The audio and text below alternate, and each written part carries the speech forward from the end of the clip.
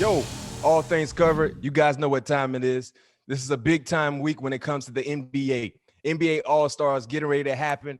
And with that being said, we thought it was only right that we go ahead and tap in with the individual who didn't just participate in the NBA, who didn't just win championships in the NBA. He also participated in All-Star games as well. NCAA champion with the University of Kentucky, 6th overall selection in the 1996 NBA draft. Many believe that probably is the best draft ever. We will tap into that subject a little later in the show. 3-time NBA All-Star. You can also watch him make appearances on First Things First on Fox. Antoine Walker, coming from Chi-Town. Mr. Walker, how you doing? Coming from very cold Chi-Town. Yes, I'm You keeping warm? You keeping warm up in the Windy City?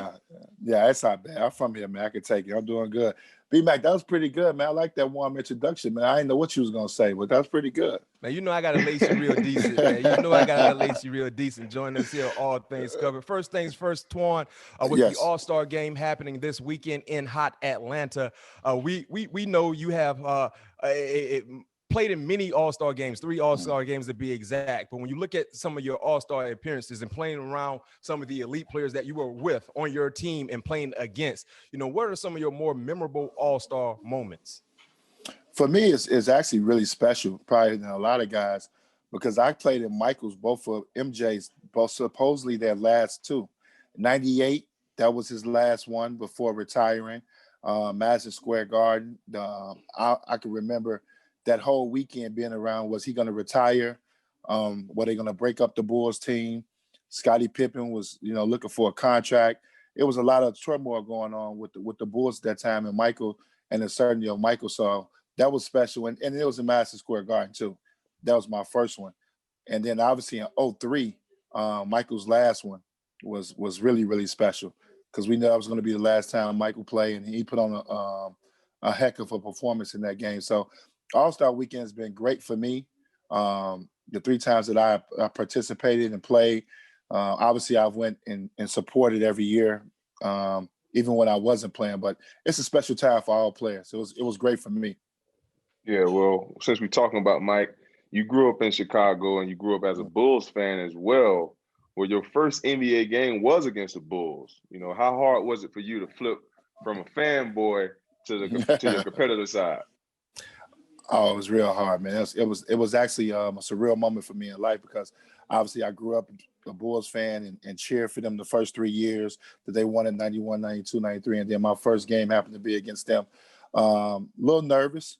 Obviously, when to play against Jordan, Rodman, Pittman, guys that I looked up and cheered for, and now I'm on the court competing against them. So it was tough. I always remember I didn't play particularly great against them because of that, and I always wanted my revenge back for that group. So I got them back the following year. We played them again the first game of the season, so I got them back then. But this is a special moment for me and my family. You know what I mean? Because, even my friends, everybody, because we grew up diehard Bulls fans, and then to be playing against them, it was one of those surreal moments for me in my life. And, I just something that I always remember. And I'm asked that question frequently a lot.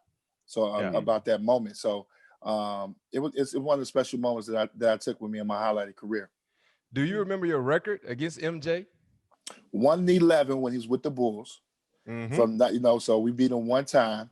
And 97, we beat him to start the season. So I went 1-11, and then I think when he was with Washington, I dominated. I probably went 6-2.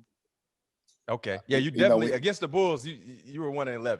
Your teams didn't stand a hot chance against MJ. You looked the stat up? Yeah. We want to make sure we got information to back what we're saying. Yes, I wanted to know if you. Oh, yeah. Shout out to Eric. I was gonna lie about that. Okay. Yeah, 1-11. Do you have any funny moments? Because we've heard stories.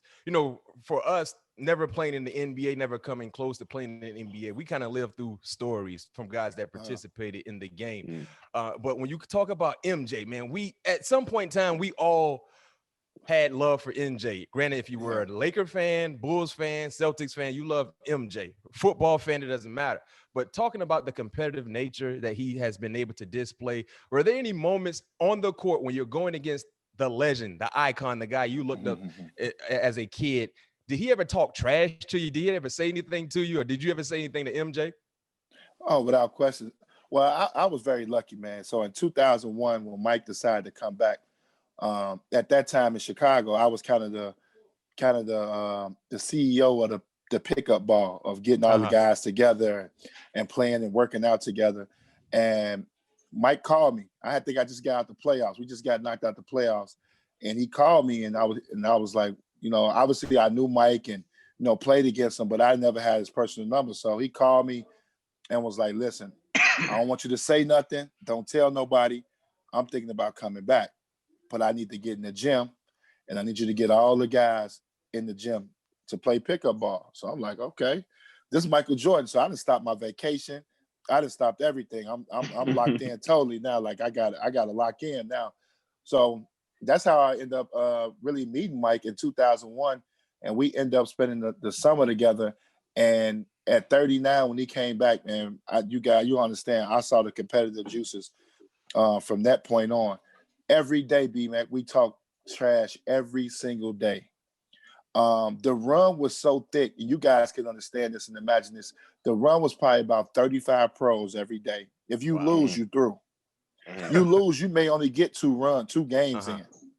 And Michael he wanted everything like, first class. So we had referees, they call them foul. This pickup ball. So everything is like a real game. And competitive as hell every single day, man. The way he pushed himself to get better and better, to watch him compete against all those top wings. And at that time, it's, the Penny Hardaways, the Tracy McGrady's, Scotty was still, all these guys at the gym playing pickup ball every day. I also remember that some of Ron Artest, who probably was the toughest defender at that time, cracked his ribs playing against him. It was like one of those summers. So I got to see it firsthand, and he taught me so much. He the one got me to work out with Tim Grove after that. Like I never had a trainer. I used to just play pickup ball every day. I never lifted a weight or none of that. I used to just play ball every day. I thought that was working out. So just to see him, how he competes and how he wants to be the best every single day, I learned that every day. So when I watched The Last Dance, I already knew all that stuff. Yeah. And that was just like a confirmation, like, okay, this is Mike.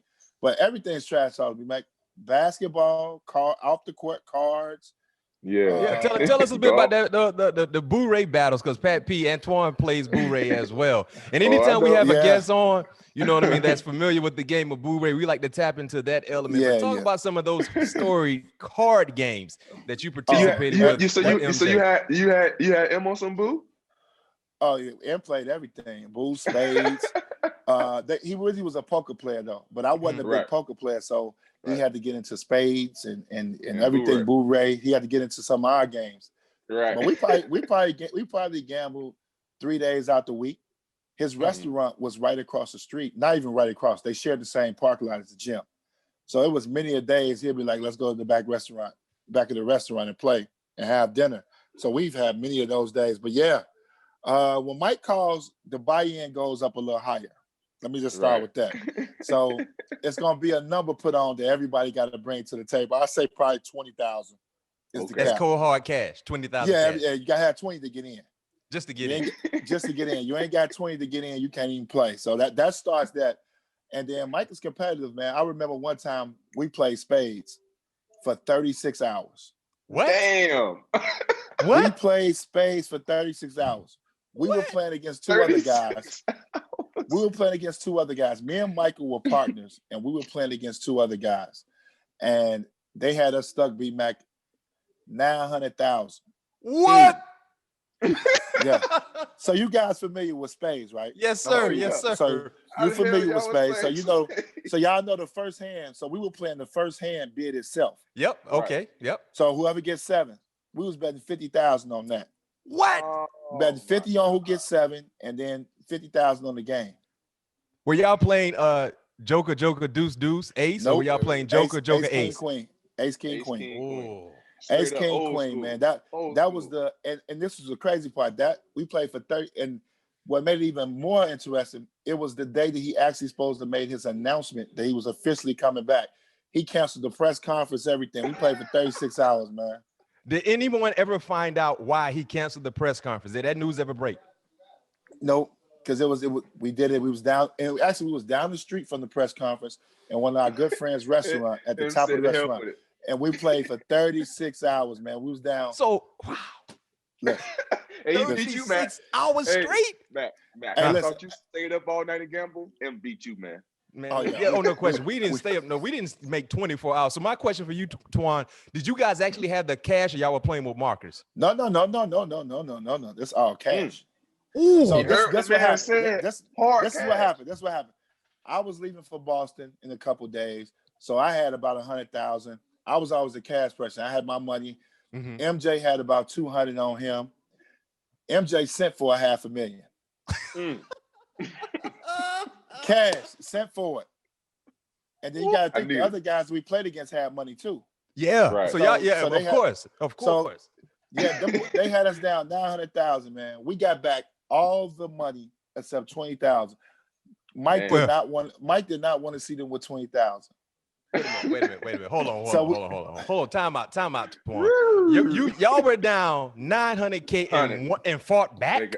And fought, 36 hours, fought back, baby. Competitors, you know how this go. We gonna let them and won 880,000 of that back. You say they had 20. They had 20. Mike didn't want to see him with 20, so they ended up winning. They ended up winning 180. He got too tired. We couldn't go no more. He was falling asleep at the table. And canceled the press conference on his return. But that's how every gambling session didn't go 36 hours. But we had some very competitive gambling sessions. Wow. But that was, the great thing about it, that people would be like, "Oh man, that's what's part of how we do as athletes. Yeah. That's how we are. We was having fun every single day. Juices be flowing, man. Yeah, you golf? You golf, Toine? Yeah, I'm a golfer, man. I've been golfing for about 16 years. So you've been out there with him a bunch of times, then? Yeah, but I'm not in this group. Okay. So I already know how to put them groups together. Yeah. So the best thing about being friends with Michael Jordan, you play a lot of great courses. Oh yeah. But a lot of y'all. Yeah. But I wasn't in that group. I'm about a 14 handicap. Mike them scratched the 4. Yeah. Them boys shooting even par 2-3 over. I'm gonna shoot that thing at 90. So we always just play behind them, get out their way. And my little group do our own little thing. Man, that's awesome. Hey, man, so I'm Pat P. I'm still. I know you are. I see him put the pencil in your head and everything. I'm still stunned about that 36 hours, 900K, man. 36 hours, man. We missed the press conference and everything, man. Legendary story. Legendary. All things covered. Hey, when the way he sent for the $500,000 was legendary. He had somebody go get the money. How you do that? How you say, "Hey, go get me 500K"? Yeah, he told his nephew, "Look, go in the penthouse. Don't let Juanita see you. Go in the golf bag. I got some in the golf bag. Bring me that little briefcase in the golf bag." It came back nice and neat. I don't know if you ever seen I have a ticket nice and neat and all hundreds. You can get it in the briefcase. You got it in the briefcase. Hey, that's crazy. Hey, man, but Matt touched on earlier that 96 could possibly, go down as, one of the best draft classes in NBA history. One of our favorites, Kobe Bryant, passed, a couple years ago. What did you take from not only the moment him passing, but that draft class, that moment? Obviously, I was deeply saddened and heartbroken. We all know what Kobe did for the game, and you always feel some type of special connection because of the class of 96. And, me and Kobe I wouldn't say we were great friends, but we were very respectful. And anytime we played against each other, it was always love. All-Star weekends, we've had more extended conversations. So even though you may not be that everyday friend, you still feel something because of what he obviously did for the game. But just seemed like something that was missing. I mean, when he passed away, you just seemed like you missed, something from the game now was missing because I don't know how you guys feel. I know B-Mac's a huge Kobe fan, but I felt like he carried the torch from probably, 2000 to 2010 to LeBron got to Miami. Right. It was Kobe's league. Right. And I think it was his era and his time where he held the league down. And I think what was more sad is that we were just starting to get to know Kobe. Mm-hmm. He was just starting to open up and kind of become like a person that we finally can touch. Right. You know, he was starting to be out more in public. He was, you know, obviously he was a family man with his daughter and everything. He was starting to, because when I played, he never really talked to a lot of guys. He was in a lab by himself. He never really, you know, communicated with a lot of guys. And that was kind of one of the knocks on him. But you see the Kyrie Irvings, the Trae Youngs, these guys are young that were going down and spending a lot of time with him on and off the court. And to see that, we were finally getting the opportunity to see the real Kobe Bryant come out. So that's what made it even more sad. And just to add to that 96 class and the lighter note, I mean, just go top to bottom. So you guys keep looking at the top part of it. You got to look at the second round picks, guys that were impactful in the NBA that really helped teams. I don't think no draft class was as strong as us. I mean, it's some classes that it's some classes that probably are better than us at the up top, but all the way, I doubt it. So I was going to ask you that. You know, so do you believe 96 is the best NBA draft class ever? Yeah, and that's always tough because I'm a part of it. But yeah, I do believe from top to bottom. Oh, yeah. So who would be 2 and 3 then following 96? If 96 is 1, who was 2 and 3? And consider they got 84, 2003, and 2000. 84 had Jordan and Dream in there. Yeah, I got 03 behind us, and then I got 84. Oh, you got 03 in front of 84? Man, 03 tough, man. That top 5 strong. Yeah, all them boys. They top LeBron. heavy. They're top heavy for sure. Yeah. But they top heavy, but them boys strong, B-Mac. I mean, and then for listeners and viewers that tuning in, they make up for the back end. Hey, the 03 draft that Toine is referring to, you got LeBron, you got Carmelo, you got D Wade, Chris Bosh. Man, remember Josh Howard had some pretty good years for the Mavericks. Yeah. So you got some top flight ballers: David West, Mo Williams, Kyle Korver. Hey, because that man LeBron James, he can be 5. He can be 5 people in that draft. When you got LeBron and D Wade, you know that's what I'm saying. So they got Hall of Famers too. Yeah, but that 84 draft for the people that are listening to us, you got MJ, you got Hakeem, you got Charles, you got John Stockton, Alvin Robertson, Otis Thorpe, Kevin Willis. So you got some notable names. But our listeners may not even, our listeners may not know that 84 class like talking about. 84 is always tough because I think we might be still on tape delay. You know what I mean? Yeah, that's you really can't. I think we went to live TV to Magic and Bird. Took it live TV, but before that it was tape delay, B-Max, so you didn't get a chance to see everybody play. Yeah. Like you can now. If you're a basketball fan, you might not have seen some of those guys play that's a part of that 84 class, but you know who they are. Oh, when it's all, but I can tell you this much though, Toine. I agree with you. 96 is, and we used to have this discussion in Chicago. You know what I mean? Yeah. I was on 96 train back then when we used to have this debate. Like 96, man, AI. Look how many trendsetters, impactful players, champions, all stars. You know what I mean? Guys that made, really impactful to teams. Yeah, that 96 class tough. Hey, Toine, to go back on Kobe real quick, do you feel? I feel because I am a Kobe Bryant fan as well. You know, in the NBA during the time where the West was real heavy, and you had the Steve Nash, the Dirks when they was winning, the West. Do you feel Kobe was robbed a couple of MVPs? I think he was robbed I want to say the second one, the year that he was. I think they were like 500, but that's the year that he had those consecutive games of 40 points. Yeah, even the 80. He had a month. He had a whole month. 81. Like and I think the 81 was in that. And that's when they really started kind of saying you got to win games to be the MVP. Right. That was 06. That year was undoubtedly should have been Kobe's MVP.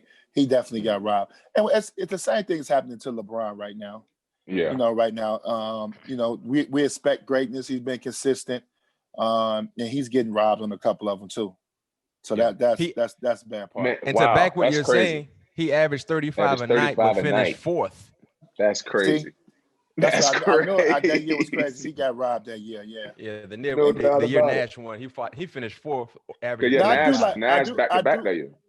I do like them spreading the wealth. I mean, I'm a Chicago fan. Derek is one of my friends, but Derek should have never got it that year that Derek got it. LeBron was unbelievable that year.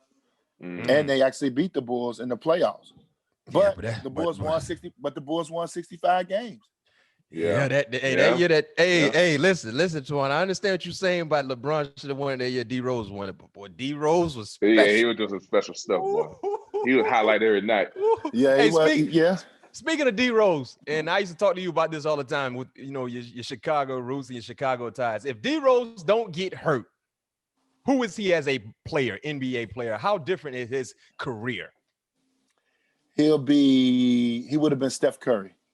Really? I was gonna say more like Dwayne Wade. He more flashy like Dwayne Wade. Not actually. I'm not talking about actually on the court. I would have said Westbrook. Celebrity. I'm talking about celebrity wise, because if he don't get hurt, the Bulls probably keep that team intact. I don't know if they could have got past LeBron and got to the finals, but they make a run for the next couple years. The Bulls team was intact. Like, you know what I'm saying? Was that Thibodeau? Yeah, but you remember they win 65. They come back that year. He should have took them out the game. They was in the playoffs. Uh-huh. They win the playoffs again, and he got hurt while they was up like 20. Yeah. Y'all remember he got towards ACL when he's up like 20. Yeah, when he drove, landed wrong. Y'all remember that? I got him as I think he would have had that. He would have been that celebrity like Steph Curry. It's safe to say, Toine, because of the market, he would have had an opportunity to be bigger. No question. The brand in Chicago basketball is something different than out in Oakland, out in I don't know all the details of Steph deal. I don't know all the details of Steph's shoe contract deal, but D Rose shoe contract is strong. It's up there. It's worth $300 million. Yeah, and he signed that a long time ago. Yeah, and he got 186 of that was guaranteed with incentives. Yeah, long time ago. And Derek is still on that deal. Yep, you're right. Good point. 14, 15 years. So just imagine that. He got the $300 million Adidas deal. Yeah, you're right. Playing in Chicago, no telling how much money he would have made. He would have probably been bigger than Steph. You're right. No question, no question. Let's transition to your Celtics days. Of course, being one of the premier superstars there. And then here comes the truth in Paul Pierce. And Paul is expected to get enshrined into the Basketball Hall of Fame pretty shortly. How deserving is he? And what was special about your relationship with the truth, Paul Pierce, on the court? First, let me start. I think he's very deserving. I'm so happy for him. He deserves to be in the Hall of Fame. A fierce competitor. People don't know about him. He's a Michael Jordan type of competitor. Never shies down from competing against anybody. You guys can probably tell that now from his commentating that how much he give himself flowers over a lot of players that's playing now. But that's truly how he felt. He felt like he was just as good as LeBron. He felt like he was better than D-Wade. And he still don't like LeBron to this day. You can tell when he does his commentary. Those are true feelings. Yeah. And people may think, oh yeah, well, he's crazy, he's this, that, but those are true feelings by Paul. But I think he's well deserved, man. I think I saw the work that he put in. Very unique player, unbelievable mid-range game. Great body, can get to the foul line. Like I said, his competitive spirit is out there and wants to win. And we just had a great relationship, man. We played 8 years together, 7.5 years together. I could see his offensive talent. I kind of took a backseat to him a little bit offensively and let him do his thing because his ability to get to the basket and get fouled. But I loved it because I can curse him out. He can curse me out. And we were the men on the team, and we still got along. And still, everything was still the same when we got off the court. We never clashed there. So 2 years ago, I had the great fortune to go to them putting his jersey in the rafters. Yep. And be a part of that weekend. And that was special for both of us. So we got a chance to reflect on everything and kind of rekindle our friendship. But I'm happy for him, man. I'm looking forward to him going in. It's well deserved. Because, he does not get the national notoriety as a lot of people, but it's good to see the basketball world know how good he is. Wow. Right. Hey, I got a question for you since you know my man the truth so well. Mm-hmm. How, what is the story behind the wheelchair? Was it really? Talk to me about that. I wasn't there, but he said he had to use. He said he had to use the bathroom, man. He said he had some skid marks, man. He said he had some skid marks, man. Wait a minute. So he wasn't actually hurt, but he had to use the bathroom. That's why he required the wheelchair. Right. He asked for the wheelchair. He couldn't walk. He couldn't. I guess he wanted to make it worse. They had that white on, Matt. You remember now? They had that white on. Hey, B-Mac, you know you don't wear no white tights, man. He had the white tights on. Hey, the funniest thing though, the grimaces that he was giving us there, like he was really kind of In had a pain. cramp. Ah. Hey, I can tell you this much. He need to go into acting and forget being an analyst because he fooled everybody. I never heard that story that I thought he was, me personally, I thought he was faking. I'm like, man, Paul, he's being dramatic. And you know, Toine, sometimes y'all basketball players, y'all can flop. Y'all great actors. You know that. Hey, man. Hey, Toine. Man, my boy Paul Pierce have a phrase now in the Arizona Cardinals locker room. So I remember, I forget what guy we pulled up, and he got banged up in practice or whatever. He was like, hey, man, I know him, man. He got a little Paul Pierce in him. Yeah, he didn't do that with me, man. He stayed tough with me. Man, listen, this man had to use the bathroom, Toine. I did not know that. Man. That's big time information. He couldn't walk or run, so he requested a wheelchair, and then he come back out like Willis Reed. Man, and I think and dropped like 30 or something. Yeah, I'm gonna say he went crazy. I think he came out and dropped 3 for 3. He came out and dropped 3 for 3 and threes or something crazy like that. Man, he had to go relieve himself, to say the least, and he came back as like a madman. And the crazy thing about it, you already run like you already got something in his tights anyway. Yeah. hey, it's on Paul anyway for wearing white tights. Like you say, Toine, you don't wear no white tights. No, you don't wear no white tie. You know that, man. Yeah, you don't wear no white tights. And white shorts. Speaking of your Boston Celtics days, Danny Ainge comes in at 2003. He trades you almost right away. Then in 05, you're back there with the team shortly for about 20-something ball games. He didn't offer you a deal with the Celtics, man. What was going on between you and Danny Ainge at that time? Well, when he first came in, as a guy, I thought I was going to be there for a long time.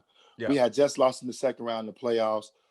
We probably was a point guard away from being able to compete with New Jersey. New Jersey was kind of dominating in the East. They went to the finals back-to-back years. So they kind of was dominating, but we never really had nobody to compete with Jason Kidd. Jason Kidd was probably the best point guard in the league those couple of years when they went to the finals. So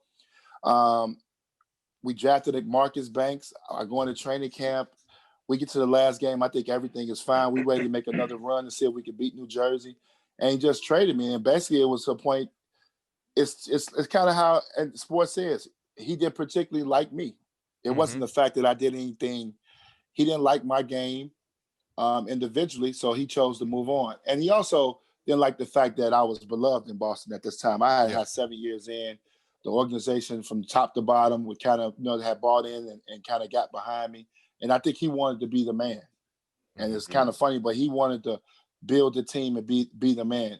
And if you really look at when I left, they became the worst team in the league. Yeah. And then that second year, it got really bad. He hired Doc, but he was lucky enough to pull off an unbelievable trade to get Kevin and obviously Ray Allen to come over there. Yeah. But that's kind of what it was. We went at it publicly in the newspaper. This back before social media, before you went on Instagram and Twitter and had words. We went at it in the newspaper because he told me something. So it's crazy. I'm in Atlanta and we're terrible. We're like 10-40. Halfway through the season. We're coming up on All-Star break. And the equipment manager called me. And he was like, would you come back to Boston? And I'm like, it was my contract year. Like I said, we was losing, but I was playing really well. So I was like, you know what? I'll come back. They were like one game under 500. They had a chance to make the playoffs. I'm like, you know what? I'll come back. And they made the trade. Lo and behold, we go there. We win 12 out of 13, 13 out of 14 games. We end up winning the division. And we got upset in the first round of the playoffs by the Pacers in 7 games. I think it was Reggie Miller's last year. Rick Smits, Reggie Miller. I think it was their last year. Yeah. And we end up getting upset in the playoffs the first round. But the same thing happened again with Danny. He tells me he's going to take care of me. We're going to build this thing. We're going to see if we can win it. First day of free agency, B-Mac, I ain't get one phone call. Wow. That's how it happens, though. Pat, I ain't get one phone call from him. Every other team called me. And honestly, it was crazy because it had got like 3 weeks in the free agency. You guys know that. 3 weeks, all the money dried up. Right. You got to get that money right away. So I was turning down money to thinking that they were going to make something happen. I had to call the ownership group. Wow. Of the Celtics. My agent was like, look, you need to call the ownership group.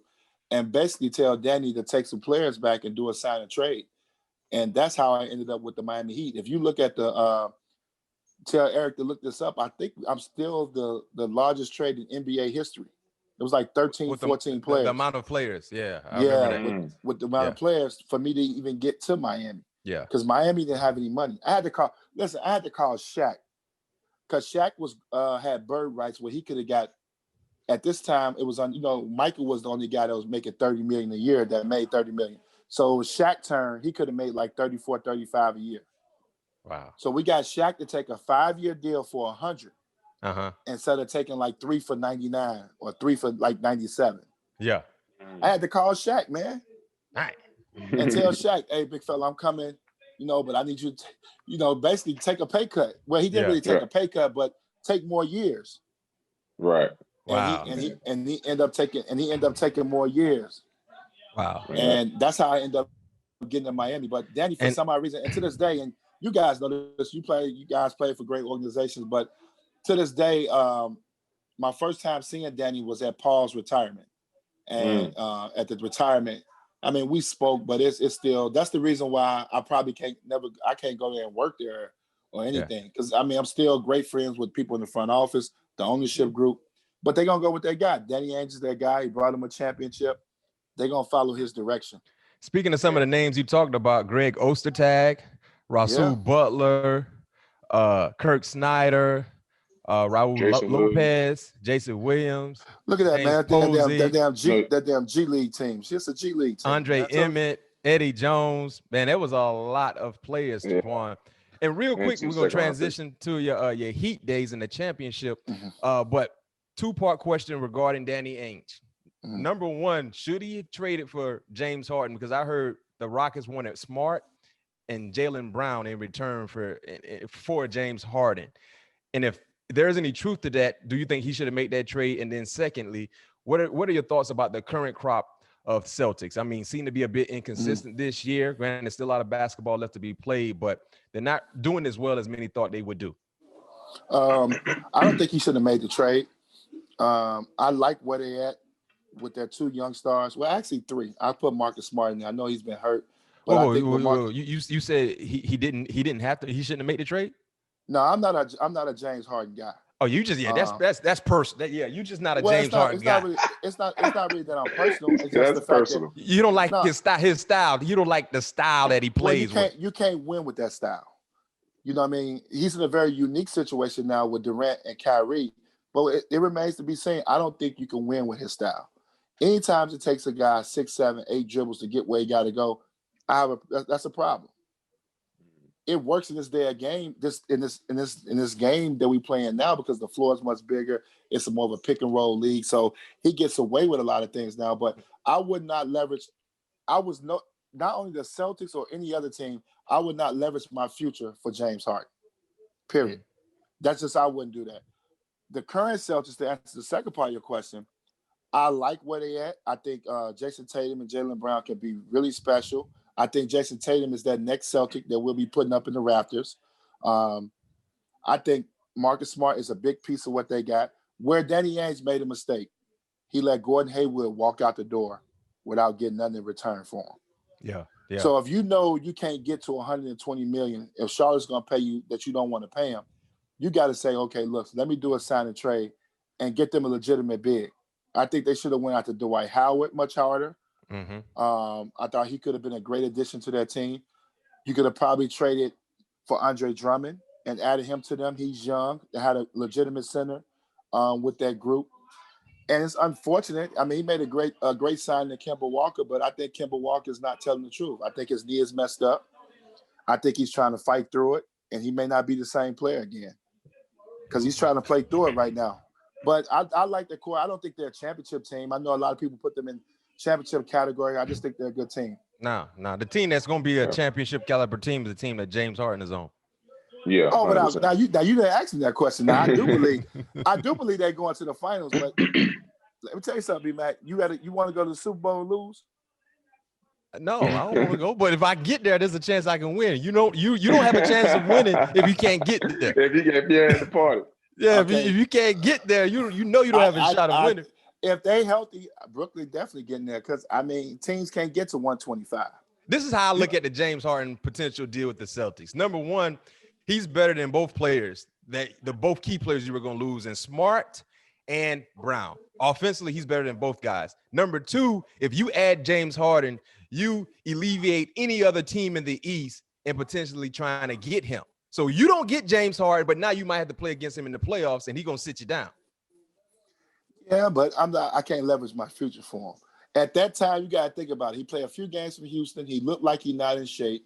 So that kind of scares you. Yeah. The way he did it, you know what I'm saying? Sometimes when you want out, you come in, you kill, you show your worth. If you want out. It kind of looked like he was going the other way. But I guess that just was a part of his move to get up out of Houston. Boy, he cutting up real bad right now. No. I tell people like, man, I got them to get out the East. Once the best thing for them was when Durant got set down for this hamstring, it allowed them to get some chemistry and get some of those role players to play in and figure out. Now those guys that got confidence, nobody in the East can beat them. But I don't know. You better hope that man number 23, if AD don't come back. If AD come back and come back right, I don't know if they can get past LBJ now. Yeah. Well, talking about your 2006 Heat championship team, I know that was a magical year. Obviously, I think that was Pat Riley's first year back, I believe, coaching, right? Yes. Stan Van Gundy started the year off, and he fired Stan 20 games to the season. Right, and Pat ended up taking over. First of all, how legendary was that season, having Pat Riley, the man, Pat Riley, come back down and coach the team, and also having as many legends that you guys had on that team in that 2006 championship run? Well, let me start with saying that's one of those surreal moments in my career to be on that team with. Let me just start with Gary Payton, Alonzo Mourning, just to start with Jason those Williams.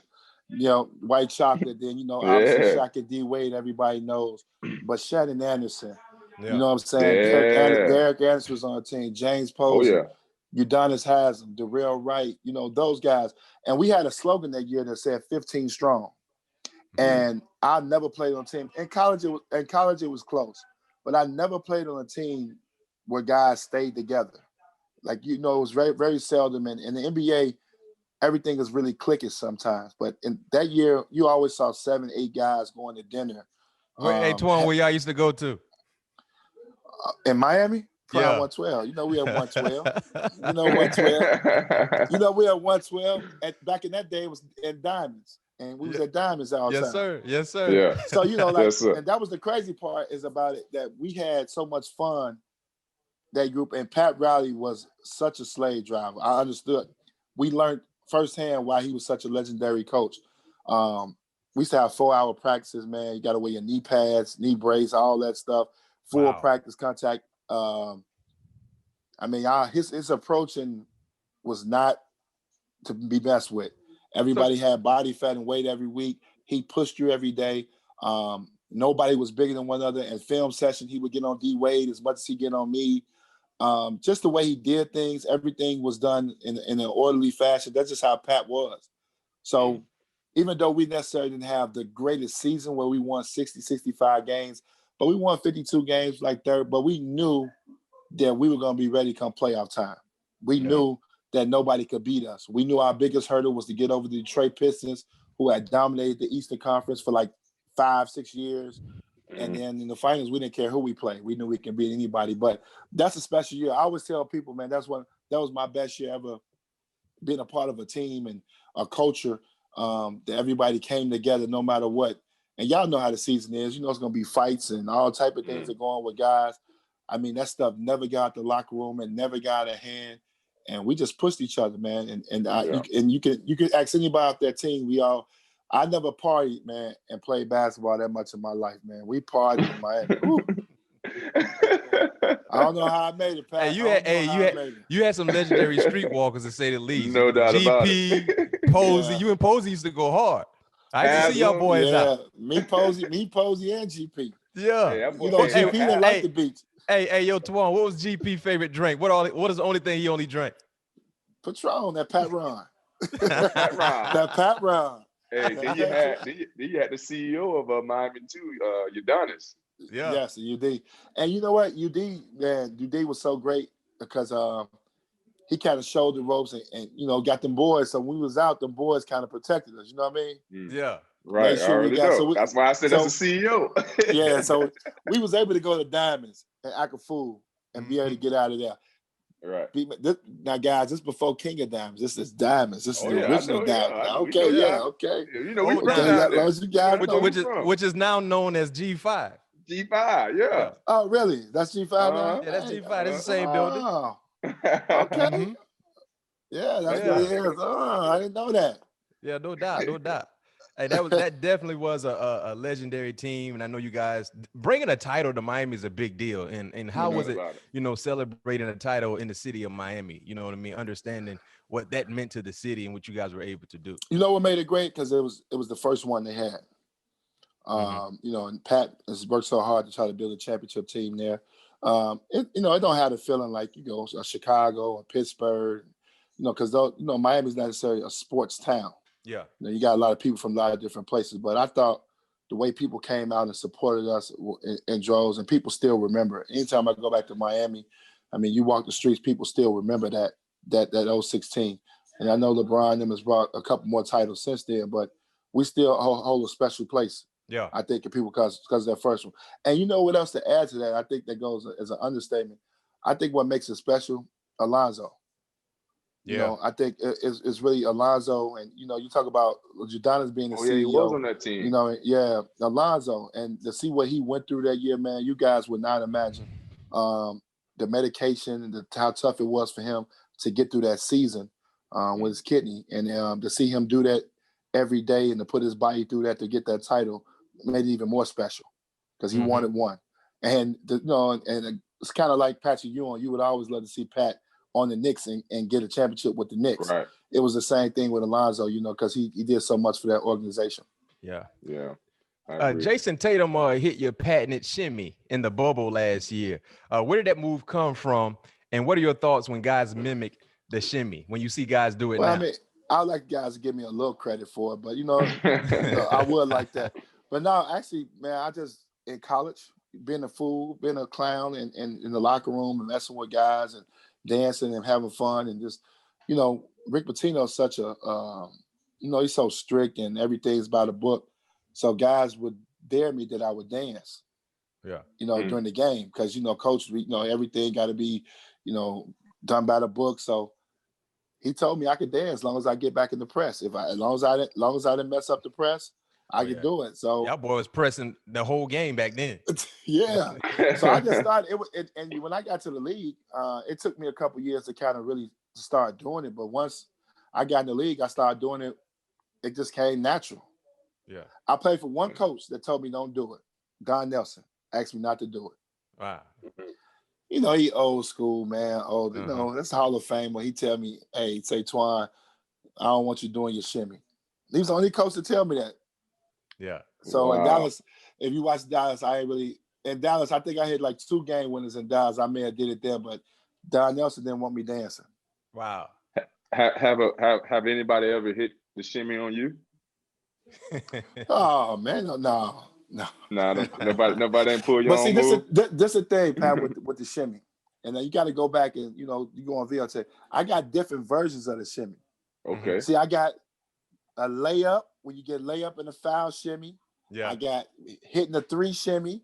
Yeah. Then I got at the buzzer shimmy. Like I got different variety of shimmies. You got to go and watch it now. Yeah. Hey, Eric gonna have to pull out these different versions of the shimmy. That's what we got out for sure. Eric gonna pull this out for sure.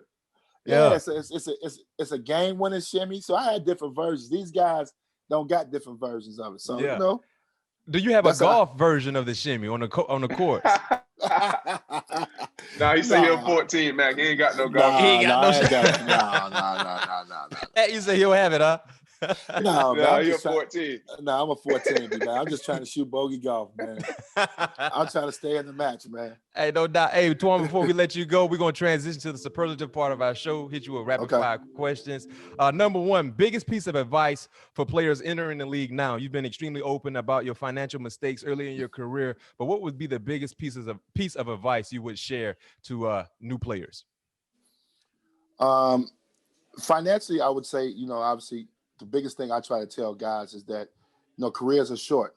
If you're fortunate to play 10, 15 years, that's great. But, plan as if it's going to be your last paycheck. If you do that consistently every time you get a new deal, at the end of it, you'll be good because you're going to retire at a young age. No matter if you're coming in, because guys are coming in at 18, 19 years old, you're probably going to retire at 35. That's a lot of life left after that. So I try to always let them understand that because some of them don't think like that. When you're 18, you're not thinking about 35. Right. So I always try to embed that in their head that, hey, look, at 35, you could be done with this game and you got a whole life to live. So make sure that you make sure you're putting up something for that rainy day for the end of this thing when it's all said and done. Okay. I think I know the answer to this question, who I think resembles you, but which current player in the NBA resembles Antoine Walker? Oh, that's a tough one because there's so many players that can handle, but a lot of them can't really shoot it. But I know who I really like that can, and his offenses went down the tools, but in the beginning, I liked the Draymond Green in the beginning. Mm-hmm. Okay. I thought Draymond had, with the passing ability to rebound, he was a better defender than me, but the skill set, being able to make the three, make plays for the team, those type of things, I thought it was Draymond. And Lamar when he was in too. And even though I know me and Lamar kind of played together, but we had similar games. See, I was going to say Lamar or Carmelo Anthony. Yeah, we had similar games. Melo used to do it early in his career. Like the last 5-6 years, Melo became this, footwork guy. Right. Mm-hmm. He's became more of a footwork guy. But Lamar and Draymond, offenses went down the last couple of years. He ain't really scored no more. I don't think his offense was his offense. His offense. Yeah, never was like. Never like But he would have. He would have those moments. The spurts. Yeah, he used to have those spurts. He will. He can. No doubt about it. But he wasn't consistent enough because you got to think about it though. Like you led the league twice, I believe, in 3-point attempts. Yeah, that's big. Yeah, he didn't really. Yeah, you right. Why you would shoot so many threes, Toine? Man, I got the green light, B-Mac. I think one year, Mac, I think they said he had 650 something attempts. Let me find that. You were playing for the Rockets with Harden and that. Yeah. Hey man, look. Hey, that was one of my advantages at the power forward spot. B-Mac, when you played, you was ahead of the curve. Yeah, then you gotta think of my era, B-Mac. I had Garnett. Yeah. No, 645 was it? Karl Malone was still in the league. You know what I mean? Oh, you weren't trying to go down low with them boys. Tim Duncan, Rasheed Wallace. I gotta space them boys out, get them dancing a little bit. Ben Wallace. Dennis Rodman. I gotta space them boys out, get them dancing a little bit. No doubt. Yeah, you did that. You shot yourself in the zone. Right. I'm a volume shooter. You call me a volume shooter. You wasn't afraid to jacket it. No. Those mouths don't get fed. Biggest problem with the Celtics this season? The biggest problem with the Celtics is depth. Danny Ainge has done a bad job of adding depth to this team. Jeff Teague seems like he's became a bust. Tristan Thompson hasn't really been great. But that starting five you can put against anybody in the league and they can go toe-to-toe with, but they don't have any bench. I can definitely see that. What most likely to win the NBA Finals this year? You already said you said LA gonna be in the finals. You said the Nets. I got Brooklyn. Brooklyn, barring the injury, if these guys don't get hurt, Brooklyn Nets. I don't believe nobody in the NBA can get the 120, 125 4 times to beat them. You're gonna have to get the 120, 125 to beat them. What? 4 times. I don't think nobody can do it. I'm confused. Hold on. You just talked earlier about AD healthy and Bron healthy and what they're gonna do, and then we asked you to pick a champion. You go Brooklyn. Right now, I gotta go Brooklyn. I'm asking the question right now. You asked me to, but then you didn't want the Celtics to trade for James Harden, but you picking the team that he on. Hey man, it was a quick question, man. The first name came to his head, man. But listen, I'm saying the Nets, man. You ain't finna get me on here talking about nobody else, and I got the Nets to win it all. All right. I'm gonna come back at you when it happens. I'm gonna come right back at you. Hey, last question for you: best 5 ballers to come out of Chicago. Best 5 ballers. And it could be a player who never made it to the NBA, or if you want to go NBA related, but the best 5 ballers to ever lace them up in Chicago? Isaiah Thomas. That's one. Mark Aguirre. Two. Ooh. Derrick Rose. Ooh. Okay. Me. Mm-hmm. And a guy you met, and Jamie Brandon. Jamie Brandon. Went to University of King, went to LSU with Shaq. Unreal. Why? Because that might be a name that many people don't recognize, right? Why is he on the top 5? Tell us. Man, the best high school player I ever seen play, man, from freshman year all the way out. He picked the wrong college, but he was unbelievable, man. Jamie Brandon, you can ask anybody that's from Chicago, when they're gonna tell you top 5 basketballers, he's gonna be on 90% of their list. Okay, and with that being said, I just added this question, just hearing your answer. Better basketball state.